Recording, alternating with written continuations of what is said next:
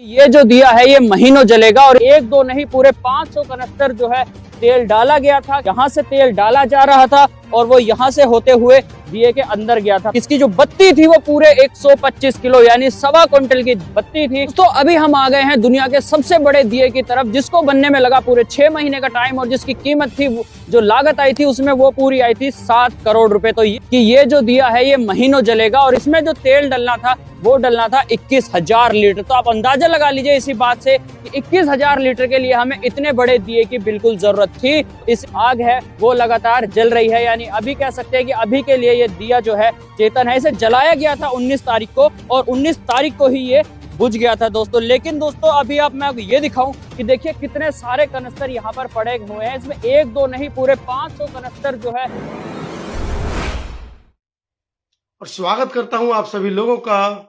जल्दी से जल्दी जुड़ जाएं, वीडियो को शेयर कर दें और जो मेरे यूट्यूबर भाई या मीडिया के भाई इस वीडियो को देख रहे हैं उन्हें पूरी आज़ादी है, मेरी तरफ से उन्हें पूरी छूट है। वो इस वीडियो को अपने डिजिटल प्लेटफॉर्म पर यूज कर सकते हैं, हमें किसी भी तरह की कोई आपत्ति नहीं है। टाइटल आप लोगों ने देख ही लिया है, मैंने जवाब देने की कोशिश की है इस जातिवादी सुधीर खोपड़ी को, जो अपने आप को एक बहुत बड़ा पत्रकार देश का मानता है, लेकिन उसकी जातीय जो उत्कंठता है बीच बीच में हमें देखने को मिल जाती है। क्या है वो वजह जो ऐसे जातिवादी एंकरों को बढ़ावा दे रही हैं? आप सोचिए, एक मुख्यमंत्री के पुत्र जो स्वयं वर्तमान में मुख्यमंत्री हैं, उसको यह जातिवाद से भरा हुआ एंकर पूछ रहा है कि आप महंगी महंगी गाड़ियों में घूमते हैं, आप प्राइवेट जेट में घूमते हैं, आपका इतना लाइफ स्टाइल उठा है, ऊंचा मतलब उठा हुआ लाइफ स्टाइल है। इसको देखकर उस आदिवासी मुख्यमंत्री को इसके पेट में मरोड़ मचती है। मतलब इसका बयान क्या है उसको आप सुनेंगे तो आपको लगेगा कि एक सड़क चलता भी व्यक्ति इस तरह की भाषा का प्रयोग नहीं करता है दूसरों के लिए। और ये देश के सर्वश्रेष्ठ न्यूज चैनल का एंकर जो अपने आप को सुधीर चौधरी कहता है, और मैं इसको सुधीर खोपड़ी बोल रहा हूं, इसकी खोपड़ी के अंदर कहां से इतना जातिवाद भरा है कि एक मुख्यमंत्री के लिए ऐसे शब्दों का प्रयोग कर रहा है। वीडियो आपने देखी होगी किस तरीके से ये उस वीडियो के अंदर हमारे मुख्यमंत्री, आदरणीय मुख्यमंत्री को क्या क्या शब्दों से नवाज रहा है। अरे मूर्ख, अभी तो मात्र 75 साल देश को आजाद हुए हैं। डॉक्टर अंबेडकर ने जो समता समानता का भाव संविधान के अंदर भरा था, उस संविधान की बदौलत अभी तो मात्र 75 साल में हमारे लोग मुख्यमंत्री की कुर्सी तक पहुंचे हैं। अभी आप देखना आने वाले 10-20 साल के अंदर अडानी अंबानी को भी हमारे लोग पीछे छोड़ देंगे। तब तुम कहां अपना चेहरा छुपाओगे, कहां किस कोने में घुटकर रोओगे, किसको अपने आंसू दिखाओगे, ये समय ही बताएगा। आपको अपना वो दिन याद रखना चाहिए जब पुलिस आपको आपके घर के अंदर से कॉलर से पकड़कर घसीट कर ले गई थी और आप शोर मचा रहे थे, मुझे ड्रग्स दो, मुझे ड्रग्स दो, मुझे ड्रग्स दो। शायद जेल के अंदर भी आपको नींद नहीं आई होगी उस दिन। ये डॉक्टर अंबेडकर का संविधान है, ये डॉक्टर अंबेडकर का कानून है, जिसके चलते आप जैसे देश के इतने बड़े एंकर को जेल में जाना पड़ा। जेल में भी गया था, 24 दिन मैं भी जेल में रहा, लेकिन आपकी तरह टुच्ची बकवास करने को लेकर नहीं। अपनी समाज की प्रतिष्ठा, अपने समाज की आवाज, अपने समाज को उनका हक दिलाने के लिए मैं भी 24 दिन जेल में रहकर आया हूं। मेरे ऊपर लोगों ने इस तरह की गलत टिप्पणियां नहीं की हैं जिस तरीके से आज आपके ऊपर ट्रेंड चला हुआ है, अरेस्ट सुधीर खोपड़ी। क्या कह रहे हैं ये, इस पर भी एक नजर डाल देते हैं। 15 करोड़ की आबादी है इस देश के अंदर लगभग आदिवासी समाज की। उस आदिवासी समाज के 2 या 3 15 करोड़ की आबादी के पूरे देश के अंदर 2 या 3 इन पदों पर बैठे हमारे राजनेता हैं या मुख्यमंत्री हैं, डीएम हैं, एसडीएम हैं या आला अधिकारी हैं, वो इनसे पच नहीं रहे हैं। कैसे एक बकरी चराने वाला कच्चे घर में रहने वाला, झोपड़ी में रहने वाला व्यक्ति आज इतने बड़े शहर को संभाल रहा है, इतने बड़े शहर का मुख्यमंत्री है। खोपड़ी साहब, आप भी दिल्ली में रहते हैं, जैसा कि आपने बताया शिबू सोरेन की जो सैलरी है वो 3 लाख रुपए है। पूरे साल की सैलरी आपने 36-37 लाख रुपए बताई है। आपकी सैलरी भी 1-2 लाख तो होगी, 3 लाख होगी, 4 लाख होगी। आप भी गाड़ी में घूमते होंगे, बैलगाड़ी से तो ऑफिस जाते नहीं होंगे। क्या छोटी बच्चों वाली बचकानी हरकत आप लोगों ने की है कि एक मुख्यमंत्री जिसको सरकारी सुविधाएं मिली है, गाड़ी की, गनर की, पुलिस सिक्योरिटी की, आने जाने के लिए एरोप्लेन की, उसके ऊपर आप सवाल उठा रहे हैं। आज तक आपने योगी जी के ऊपर तो सवाल नहीं उठाया। गुजरात के मुख्यमंत्री रहे कितने साल तक, मोदी जी, उनके ऊपर तो सवाल नहीं उठाया, क्योंकि इन सुख सुविधाओं को तो वो भी भोग रहे हैं। क्या वो इन सुख सुविधाओं को नहीं भोग रहे हैं? मेरा सवाल है आपसे, मुझे बताएं कि क्या वो इन सुख सुविधाओं को नहीं भोग रहे हैं जो एक मुख्यमंत्री को मिलनी चाहिए? आप कह रहे हैं कि इतना अच्छा लाइफ स्टाइल, 40 लाख नहीं, 4 करोड़ नहीं, 400 करोड़ नहीं, 4000 करोड़ वाले व्यक्ति को भी इतनी सुख सुविधाएं नहीं मिलती हैं जो शिबू सोरेन को मिली हुई हैं। वाह, आपके ज्ञान की तो दाद देनी पड़ेगी। मतलब एक मुख्यमंत्री प्राइवेट जेट से नहीं आएगा, कैसे आएगा फिर वो भाई?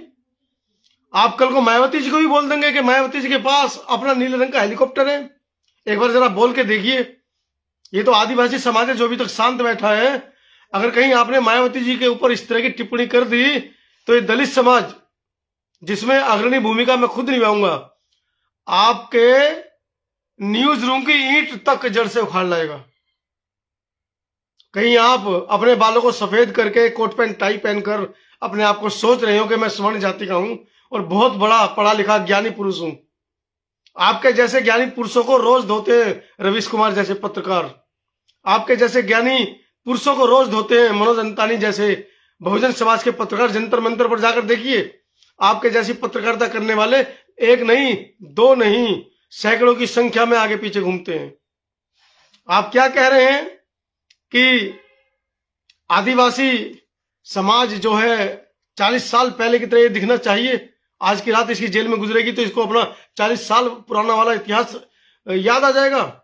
मतलब आप ये चाहते हैं कि एक मुख्यमंत्री, उसको धोती कुर्ते में होना चाहिए, उसके हाथ में बकरी की पट्टा होना चाहिए, गाय का गोबर वो उठाते हुए होना चाहिए, उसकी बनियान फटी हुई होनी चाहिए, वो लुंगी में होना चाहिए। अरे दाढ़ी मजदूर आदमी यार, कुछ कम से कम बोलने से पहले सोचा तो करो। एक प्रदेश के मुख्यमंत्री के बारे में आप ऐसा बोल रहे हो। एक बार जरा योगी जी के बारे में ऐसा बोलकर दिखाओ। जय श्री राम करते करते आपके ताम तमोरे को उठा के ले जाएंगे सारे भक्त। कहां किस चक्कर में आप घूम रहे हैं? साथियों, खुशी की बात यह है कि इस जाहिल, और क्या शब्द मैं इसके बारे में बताऊं, इस जाहिल पत्रकार के ऊपर झारखंड के रांची में एफआईआर दर्ज हो चुकी है। आदिवासी सेना के राष्ट्रीय अध्यक्ष अजीत और उनकी टीम ने इसके ऊपर एफआईआर SC/ST में दर्ज करा दी है।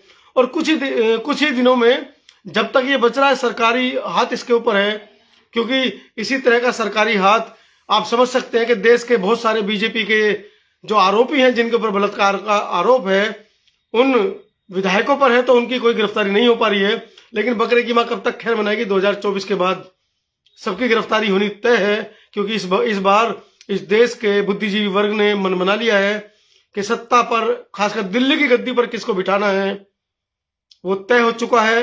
और आप सभी लोग भी इस मुहिम का हिस्सा बने, जो ईवीएम के खिलाफ मुहिम चल रही है। ईवीएम का विरोध करें। और लोगों ने तो यहां तक कहना शुरू कर दिया है, आप बयान देखेंगे सोशल मीडिया पर, कि जब हम वोट डालने आएंगे तो ईवीएम की मशीन हमको दिखाई देगी तो उसको हथौड़े से तोड़ देंगे। यहां तक लोगों के बयान है। तो आप इस जाहिल गंवार को जवाब जरूर दीजिएगा। ये जाहिल गंवार इतने सत्ता के पक्ष में है कि 7.5 करोड़ रुपए का दिया 19 तारीख को जला और 21 तारीख को भस्म हो गया।